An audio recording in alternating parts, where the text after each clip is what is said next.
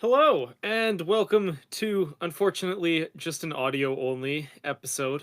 Uh, as we are making the adjustment to mostly doing stuff on the YouTube channel, I realized there was some weird audio stuff that needed to be sorted out. Anyways, we're going to be talking about a double feature of 60s, 70s kind of psychological, mental health related horror films, both of which I really, really enjoy, and both of which Emma was watching for the first time, which was Let's Scare Jessica to Death and Carnival of Souls. Emma, how are you doing? You've watched a lot of stuff in the past week, and so have I, and we definitely need to get caught up because there's a lot that I want to talk about. Yeah, I mean, I had in our last episode, I kind of showed off the Criterion stack that I have acquired. Well, I was home over I think, oh God, I don't even know what day of the month it is or what is going on, but last time I was home, my parents surprised me with some more movies. So now I have way more movies that I need to get caught up on, and my watch list just keeps getting longer, and I'm like, oh my God, like I'm never gonna get caught up. Um, but I spent some time at home with some family and mostly rewatched a lot of stuff. So I rewatched Anatomy of a Fall because a lot of my family hadn't seen it, and everyone Yeah. loved it, which was hilarious. But okay, so anyways, long story short, watched Sinners with my grandma, which was hilarious. Which What did she think of it? I had told her what it was about, and then when it was over, she was like, "This is what was nominated for a bunch of awards," and I was like, "Yes." I was like, "Grammy, I explained this movie to you and its significance, so that is obviously the reason." But I explained it to her, and she thought it was very well made. My sister, who rarely watches any movies ever, really enjoyed it. And she's a pretty harsh critic. Um, but I will say her favorites are Americans. That's like American Psycho is one of her absolute favorite movies. So that was obviously good. But no, and then I watched. There was a lot of little movies in there, and then I watched the drama, Oh, the tell me about new that. Robert yep, Zendaya flick. Not to be Um, confused with the other new Robert Pattinson Zendaya flick that's coming out Also soon. true. Um, yeah, I mean, I enjoyed it. It is a movie about uncomfortable situations and what you do in that. I'm avoiding saying certain things, obviously, because it would be a huge spoiler to the entire movie of why it's called the drama. Um, but yeah, I definitely felt uncomfortable watching it. I will say Yeah. that. Um, which is very hard. I rarely get. I mean, we were just talking about last episode about a movie called The Night Porter about a Holocaust survivor going back to sleep with her Nazi lover, Yeah, and that's that's a crazy, very blunt man. way of saying it. Very blunt way of saying it, by the way. So apologies for that. But um, yeah, very rarely do I get uncomfortable in a movie, but it wasn't as so the movie itself made me uncomfortable based off of what it was talking about because I think that's important. It was actually the environment that I was in where I was watching it. I did not want to watch that movie in public. And Ben, I hope that you see it soon because then I think you'll understand. Um, Okay, but yeah, interesting. very weird way for me to present that. Um, Huh. but yeah, I'm perplexed, but I will hopefully at least find the time in the next week to go check it out. yeah, it's entertaining. I mean, it's got some great characters and some good scenes. Um, sorry, my dog is like freaking out, bro. um, but yeah, I also got my mom surprised me with the um Criterion collection of the Ingmar Bergman films, which was Oh, crazy because that's like 40 movies in one thing. Um, you the know, funny we're thing gonna was though, we're is she thought it was Ingrid Bergman, and I said nope. not Like quite. actually, also a Swedish man, um, a fellow Swede, but definitely not Ingrid Bergman. So Yeah. that just added another 40 films to my physical media watch list. So I mean, that's what I'll be doing. speaking of Bergman, I mean, one of the movies we're going to talk about later today, Carnival of Souls, reminds me so much of something like Seventh Seal or Oh, you know those 100%. other black and white sort of pictures. what else have you been watching lately? I mean, that's pretty much it. Oh, that's pretty much it. I'm waiting for you to fill me in. Oh shoot! I thought I was assuming you were gonna have more to say because normally you No, watch so much stuff, or maybe no, that was I've just been the dog slow. sitting. I've been slow. Yeah, also the dog is here. Well, I have not been too slow. So since we talked last, the last thing I had watched was Jason and the Argonauts. I watched Watership Down, which was a rewatch, and then I watched The Plague Dogs for the first time, which was just a soul-crushing double feature. How much do you know about those? Very little, very little. Okay, so I love Watership Down. It's probably in my top 3 favorite animated films of all time. I think a significant part of that is because I loved the book when I was a kid, so there's that nostalgia, but I also just think it's brilliant, and it has one of my favorite art styles ever in a movie. It's quite depressing and upsetting. And then the Plague Dogs is Watership Down is about a bunch of rabbits. Plague Dogs is about a bunch of dogs who are suspected of having the plague. And they're both like very, very kind of like heartbreaking animated pictures, like kind of in the vein of stuff like Grave of the Fireflies or stories like that. But super, super good, super powerful. Like I said, I hadn't seen Plague Dogs before, and I thought it was incredibly well made. And then I watched Frankenhooker. So fantastic. I can't. Dude. That was like the craziest, like most recent watches between Yeah. that and Jason the Argonauts. Yeah, dude, Frankenhooker. Have you seen it? Because I remember you talking about the fact that the Academy Museum was doing like a showing of it, right? Yeah, I actually have not seen it fully through. I had Oh tickets to my go and watch goodness. it when it was going to be showing at the Academy Museum, but I had a thing, probably a thing come up. Frankenhooker's amazing. Frank Henenlotter, behind Basket Case, Brain Damage, several other amazing films. You've seen Brain Damage, right? Yeah. Oh, so much fun. Frankenhooker feels it feels pretty Reanimator-esque with the main character. It feels very reminiscent of like Herbert West in Reanimator. I thought the film was hilarious. It is so completely outrageous and over the top and stupid in every conceivable way, and I couldn't stop laughing the whole time. So that was one of my favorite recent watches easily. I watched a handful of like Toho Studios kaiju or otherwise flicks that weren't necessarily like Godzilla. Kind of just some miscellaneous stuff. I watched Dagora and Varan and Space Amoeba, Matango. Most of them were not great. Varan was pretty bad. Dagora was interesting, but it was basically like a cops and robbers movie where they just randomly inserted a monster in for like the tiniest little bit. Well, of Space course. Amoeba, Space Amoeba was okay, but Matango, also titled Attack of the Mushroom People, directed by Ishiro Honda. Absolutely fantastic. Fantastic. Have you seen it? I have only seen clips of it. I actually have never seen Dude. it, but I'm just being admirable of the title and all the context. It is so great. I'll read you the little description of it. Please Five do. vacationers and 2 crewmen become stranded on a tropical island near the equator. The island has little edible food for them to use as they try to live in a fungus-covered hulk while repairing the yacht. Eventually, they struggle over the food rations which were left behind by the former crew. Soon they discover something unfriendly there. So basically, they just all start eating these mushrooms, and then they start getting hunted by like these crazy mushroom people who have like transformed and fused with like the vegetation, and it's kind of freaky and really well done. And it's genuinely kind of awesome. It was a really fun movie and so much better than I was expecting from like a super random, like low budget Toho movie from the early '60s. But it was pretty See, sweet.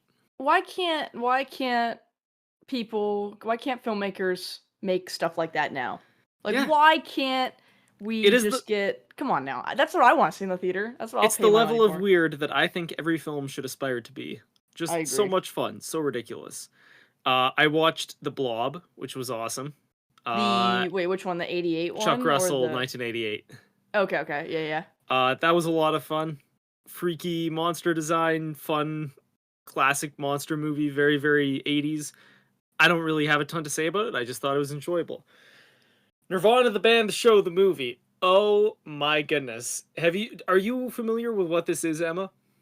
I'm not. You know, I Okay. saw so many like things for it. I was not aware of what this was. So Nirvana the band, the show, the movie is not actually about the 90s grunge band Nirvana. It is basically in the early days of YouTube, there was a web series called Nirvana the Band, the show that was done by these two comedian guys. Uh, and they would put videos on YouTube.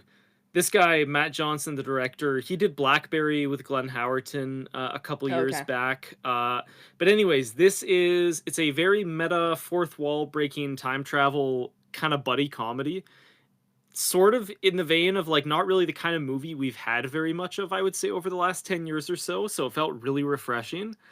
It is extremely Canadian, very, which obviously I loved. I'm looking at its Letterboxd right now. It's the number 130th highest rated film of all time on Letterboxd currently. Oh. Um, but yeah, it's basically, I don't want to spoil too much, but a lot of it was filmed like guerrilla style without permits in public, like kind of like crowd work reactions and stuff. It's a Oh, very excellent. uh just scrappy film that breaks the fourth wall in a lot of really creative ways. And there's so many shots in it where like it's a very subtle blend of CGI and actual clips where I would find myself looking at something and I'm like, wait, how did they do that?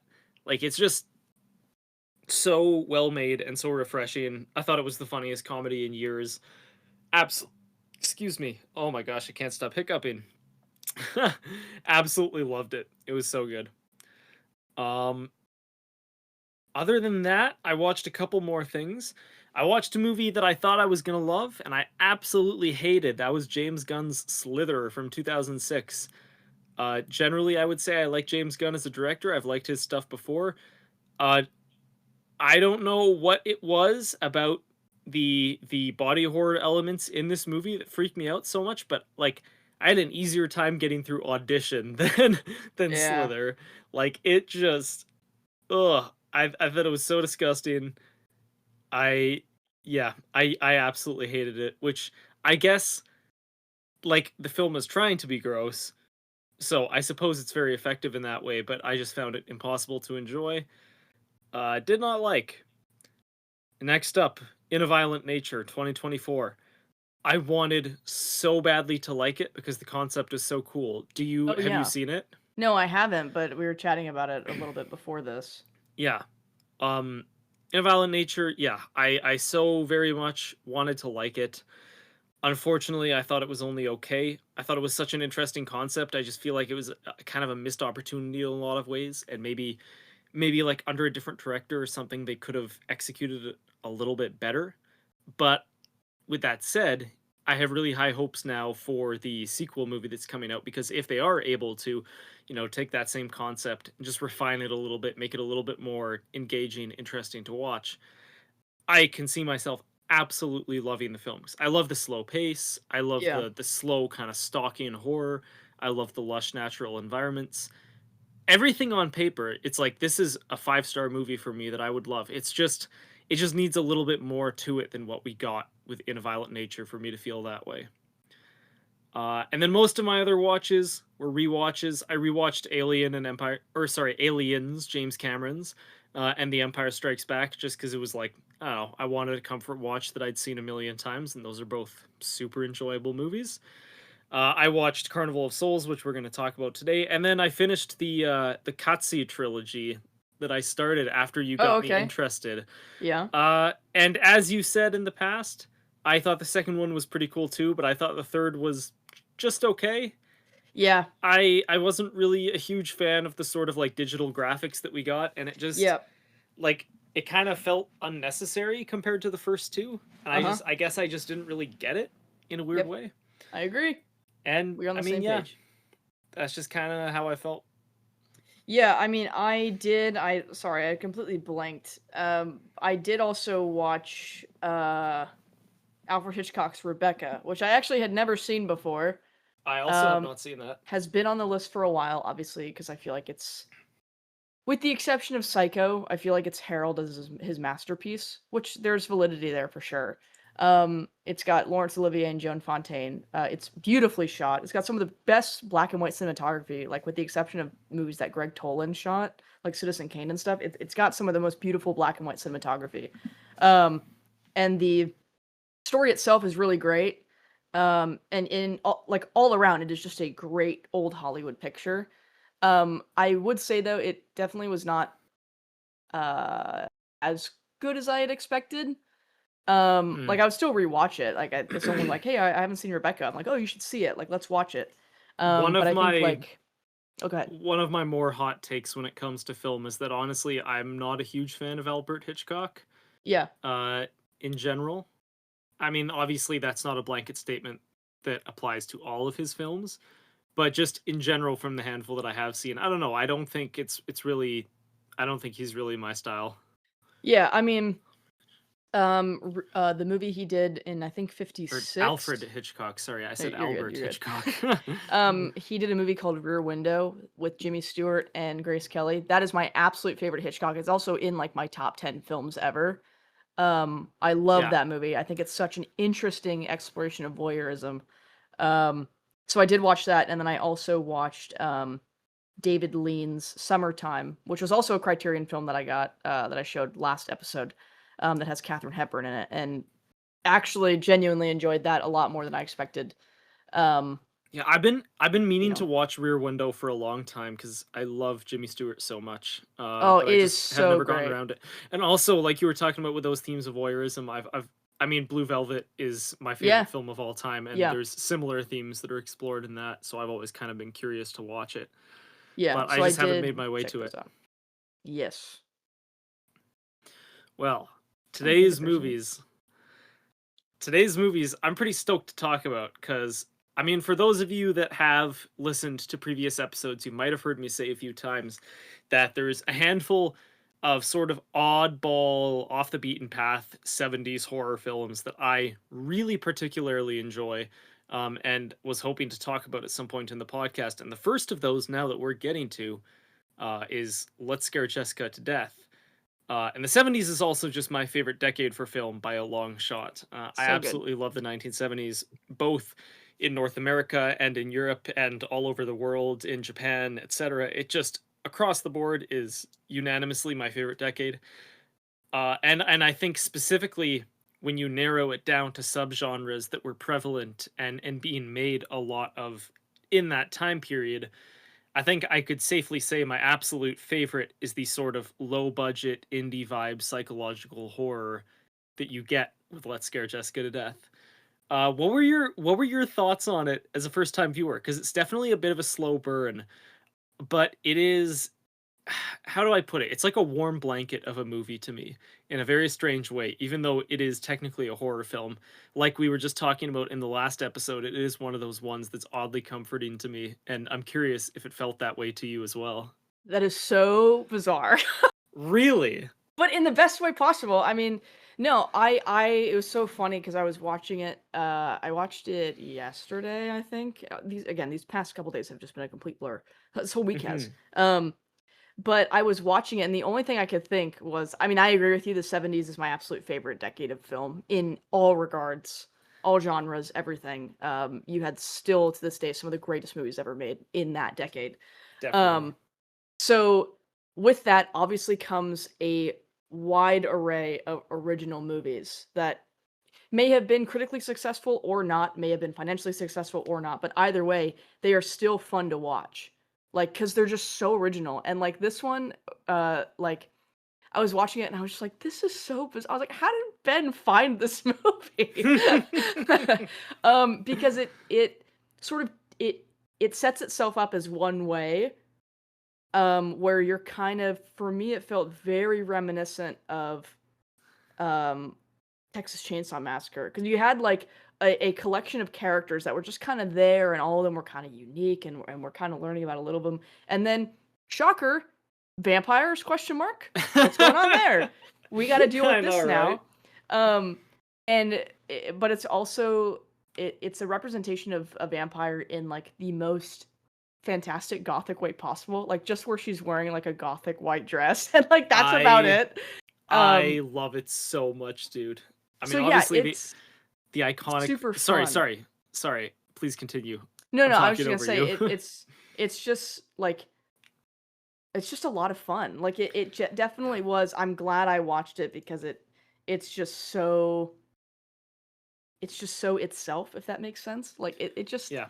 it just is, One you know? one of my favorite parts of the film is the sound design aspect to it.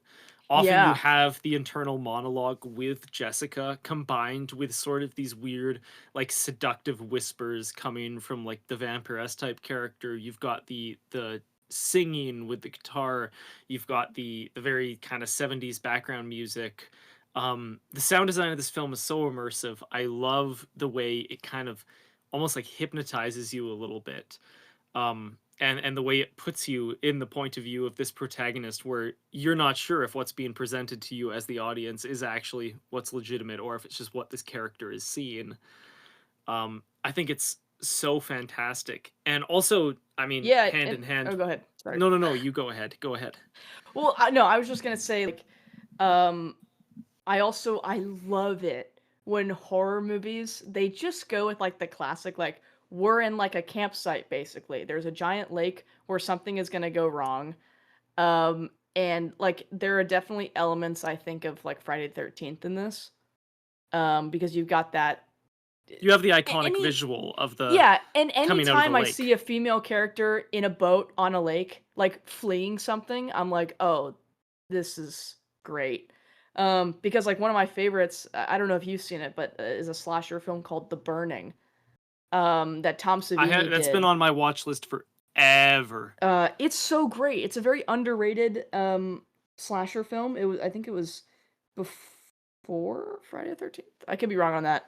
Um, but it's a lot of fun because it doesn't try to be anything else other than there's a killer in a campsite and this is what's gonna happen. What could go wrong with a bunch of teens thinking they're smarter than a killer, you know what I mean? Um, but Each yeah, of there's the definitely like a I hate to use this word, but like there's just a very wonderful, intriguing aura around these 70s and early 80s horror films that um, kind of place characters in isolated environments in a very simplified way, where we're just following like three or four people, and they're kind of always in the same spot, like places at the same time with one another, and you're sort of seeing each of them, succumb to some sort of death or possession or whatever it is. Mhm. I love just the completely ridiculous subversion you were talking about earlier at the end, where it just flips the script and all of a sudden it's this vampire type story. Um, but I think when it comes to films like this, I think the reason I like them so much is like even though I never watched this while I was younger, like it's not like I was alive during the 70s, 80s, whatever. It's not even like this is a nostalgic movie for me, but somehow they just feel nostalgic. Even though it's, Yeah, I'd only seen this for the first time a year ago, it feels like something I could have like totally had a VHS for growing up and something I'd already seen a million times. And I don't really know 100%. how to explain it any No, better I than understand that. you. I know Yeah. exactly what you're saying. There is like Yeah. a sort of a nostalgic comfort to, like, this is the type of movie that you would watch like on your summer vacation. Like, you have Exactly. a bunch of friends over, it's like, "Let's watch a horror film. Let's put on Let's Scare Jessica to Death," or, like, "Let's put on The Which, Burning." by the way, The title is great. I am such a fan of the 1970s trend of like hyper literal horror film titles. It's such a funny trend to me. No, and I mean, but it's like, again, these, with no pun intended, these campy slasher sort of killing style, because I don't know if this would technically qualify as a slasher, it's definitely like a psychological thing, but there's Yeah. a sort of killer-esque character, that's wreaking havoc and terror. Um, but yeah, it's totally nostalgic. I totally hear what you're saying. Or it's like a movie that I would watch like in the fall, like after school. Mhm. Like, let me put on this movie because it just has that. It delivers that sort of affect. It In almost its has a imagery. weird like pulpy daytime hour Yeah. Yep. programming sort of vibe Yeah. to it, but not in a way that's like like detracts from it in a way that actually somehow makes it even better.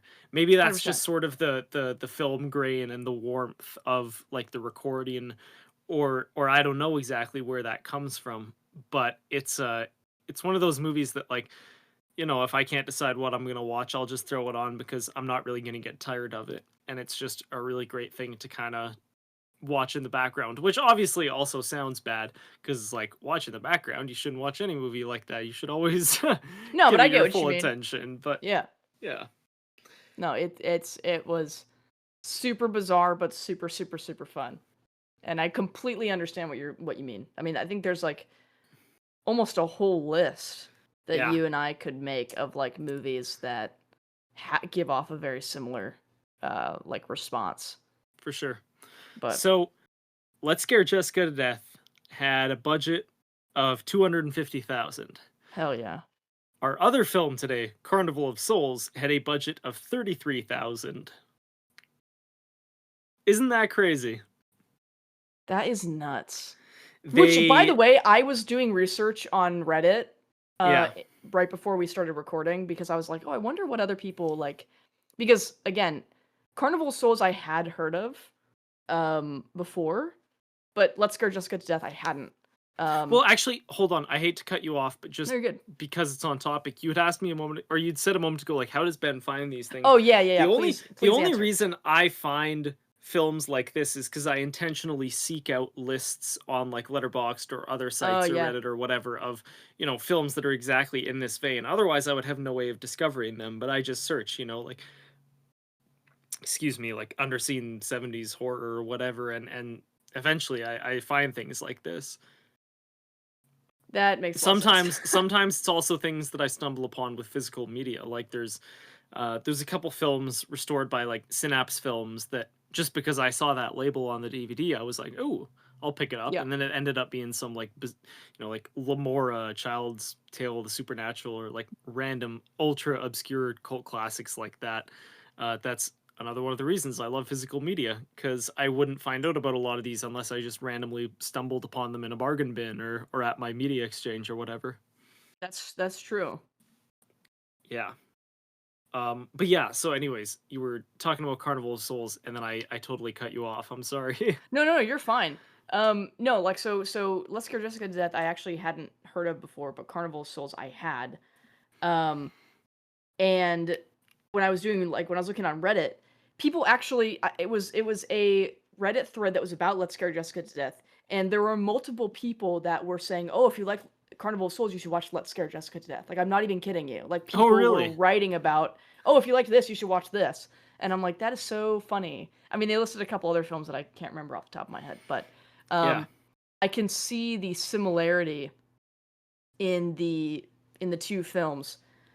Obviously, I mean, we will get way more into it, obviously, but um, that last sequence of Carnival of Souls, which we'll talk about later, hmm, felt very reminiscent to me of Night of the Living Dead, oh, for just in sure. the presentation of it.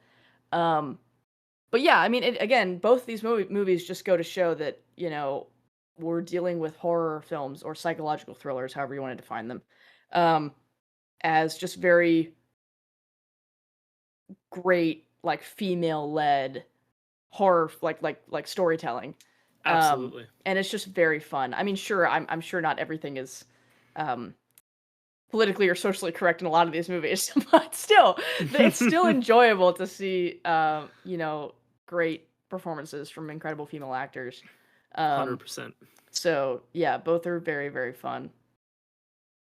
So I am a tremendous fan of black and white cinematography in general. I always get excited when I watch a black and white film, whether it is just filmed from a time in which it was by requirement black and white, or if it's a film that stylistically chooses to be black and white.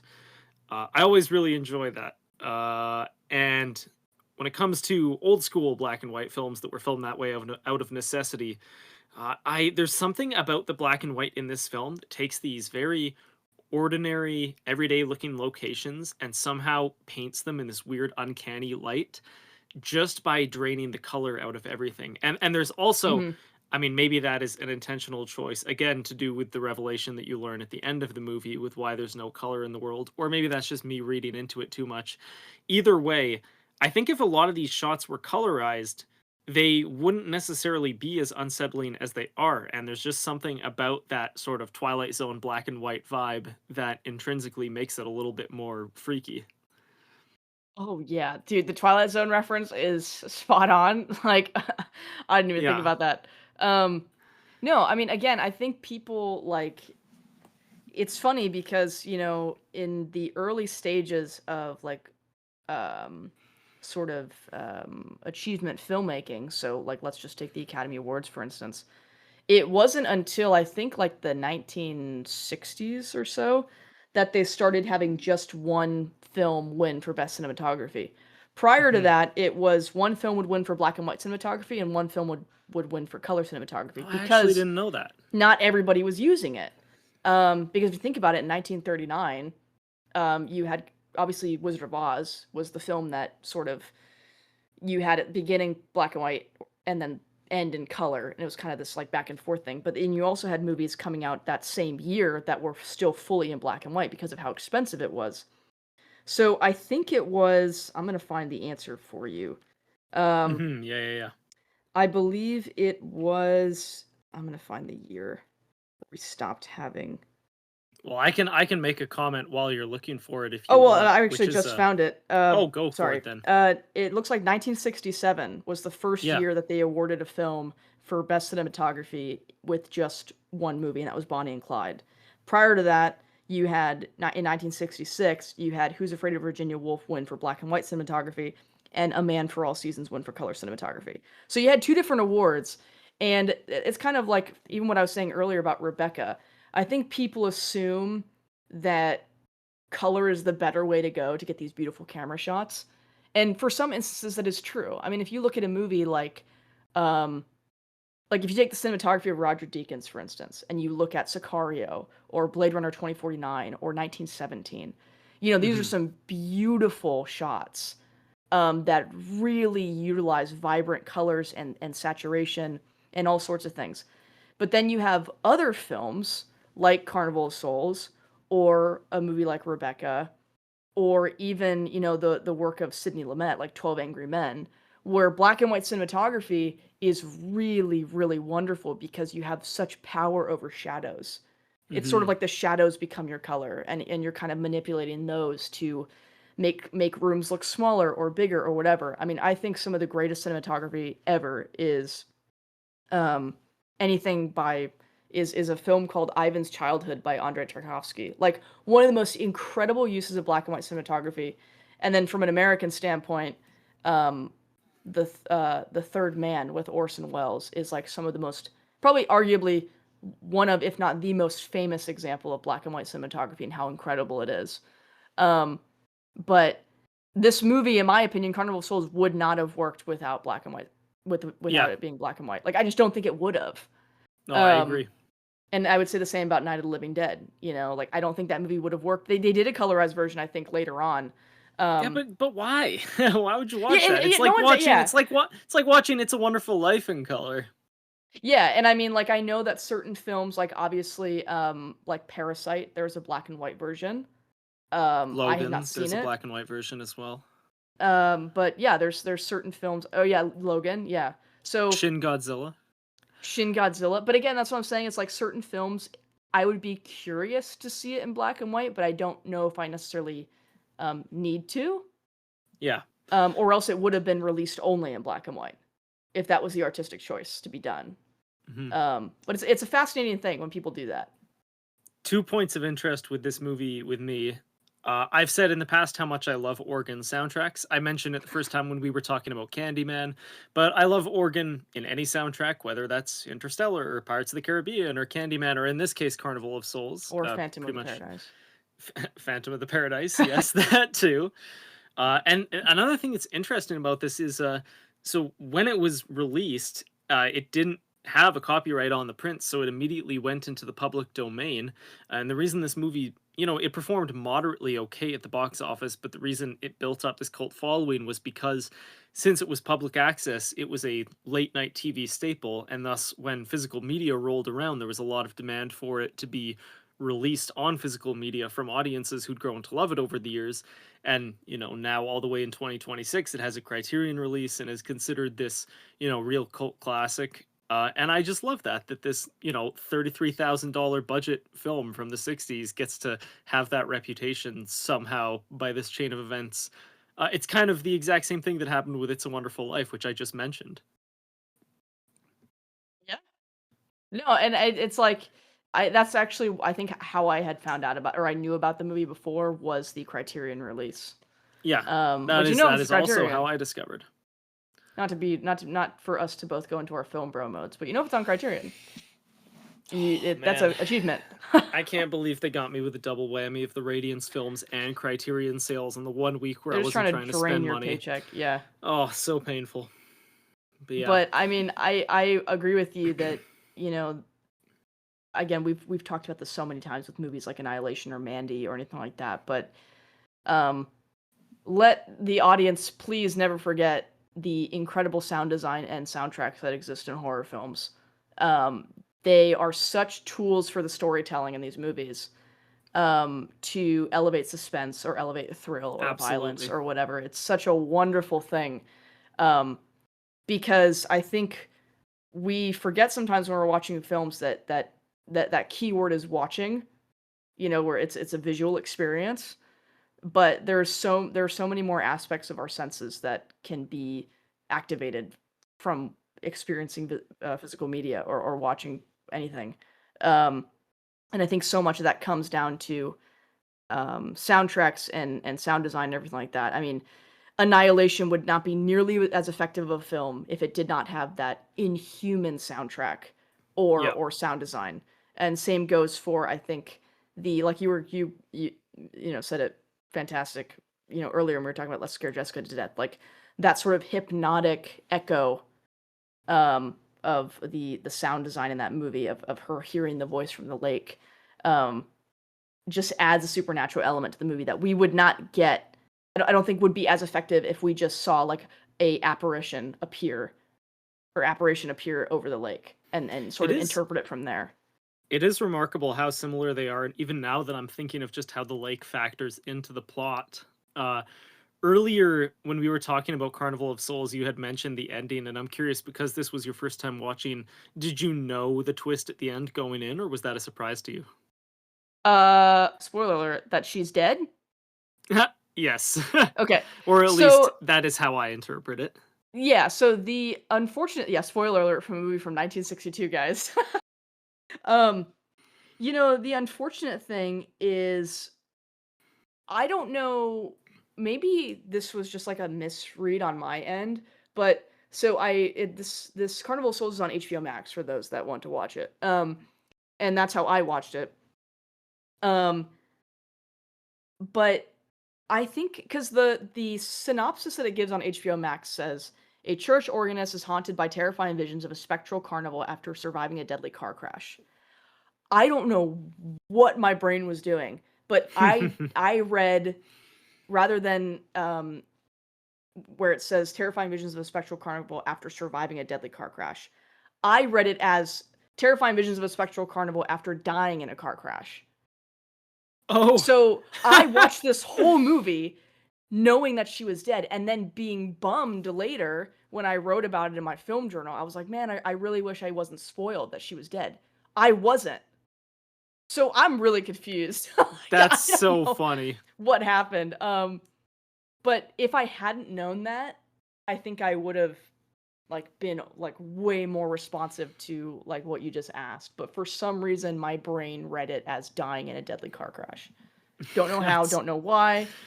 You it's know, your sometimes it just subconscious happens. is just filling in the plot for you. You're just Yeah, predicting which I it. try to avoid because I don't want that. Like Yeah, I like to go in blind. Um but so to answer your question, yes, I knew this twist at the end. How? I have no idea. that's hilarious. But Which of the either way, it was two still fun to watch. which of the two do you think you preferred? Or is it kind of too difficult to say because they're It just different? it's not that it's too difficult. I mean, I would absolutely watch either of them again. I think I preferred Let's Scare Jessica to Death because of the pure reason that we were speaking about earlier, which is the feeling that it brings up. Uh-huh. The whole idea of it being a nostalgic film is such a weird thing to say, but Well, you and I understand know, it, so I'm like, yeah, I there's have to several explain. more that fit into this exact niche that we could talk about in coming weeks as we're kind of on this topic now. but it's not the only film that gives me that feeling. I'll tell you that much. So when we eventually get to some of the other ones, I'm curious if you agree with me on that. Yeah, and I mean, like, I think obviously my association to that and the way that the way that that film presents itself is like I like when I first got into horror films, my mom was very much like, "Oh, you should watch like you know, the what she would consider as like the staples, like Friday the Hmm. 13th, Nightmare on Elm Street, all of those slasher-esque films." Um, and then obviously I started to watch others on my own, certain ones that she didn't want to watch or just didn't know about. Um, but I think it that was always like a super good memory. I associate as horrific as some of those movies are, I associate watching those like seeing those films with like being stuck at home during COVID and watching these with my mom or like Yeah. earlier. So that emotional connection or almost like memory response automatically fills in the gaps of Let's Scare Jessica to Death because while my mom has probably never seen that movie or even heard of it, it's still the like you were talking about like the after school special of like coming home from school and you know putting your book bag down and then just watching a not that that's necessarily what either of us did, but I'm just saying that sort of psychological response it's kind of like it's kind of why I love watching The Thing. Like that is why there's absolutely nothing in that movie that is comforting. Like objectively, it is a horrifying movie of fleshy terror and all sorts of other things. It does not end happy. There's nothing happy about that movie. But that was one of the first movies I ever watched with my mom. So I had that association with it where every time I watch it, I'm like, oh man, this is such a warm, comforting movie. Even though like the log line is man is the warmest place to hide. Like that's not so that's probably why I prefer Let's Scare Jessica to Death. But they're both wonderful, unique Yeah. films in their own way. Well, that is good to hear. Emma, you want to give people a little taste of what we're going to be talking about next week? Because I don't know the first thing about either of these movies, and I can't wait. Because I feel like the vast majority of the times we've recorded, it's been me showing you movies that I love, and this time around, I am completely blind with both of these. I don't know the first thing about them. Well, um, well, hang on. Before I say which one do you prefer? Because you're the one that Oh initiated both yeah, of these films. course. I can't believe I didn't answer that myself. I would agree with you that I also like Let's Scare Jessica to Death a little bit more. Though I like, on Letterboxd, for example, I have them both at the same rating. So I would Okay. say I like them pretty similarly to each other. But yes, I like Let's Scare Jessica a little bit more. Okay. Basically for all of the reasons you listed Yeah. exactly. Well, the next two films that we're going to be talking about, actually, one of them, well, I shouldn't say I'm going into both of them blind, because one of them I saw a long time ago, I just don't have a lot of memory of it, and the other one I only know of from the movie poster that I've been intrigued of ever since. But we're going to be doing a creature feature double feature, okay? Ooh. Um, we're going to be doing Wolfen from 1981, and then we're also going to be doing a movie called Prophecy from 1979, I believe is the year on it. Um, Those are good both years for are horror. both are just sort of wonderful responses to nature against man, which is always a great angle for horror and creature features, which we both obviously love. So yes, Ben may be going in more blind than I am, but I also have not seen either of these movies in their totality. So it will Well, be a fun watch. I am stoked either way. So Yeah. Well, folks, thank you for tuning in this week. We will be back with video next week. In the meantime, buy movie tickets and physical media and support your local theater and do all those things because it's what keeps the movie industry running, and then we get more movies to talk about. So yeah, there you go. until next time, we will catch you later.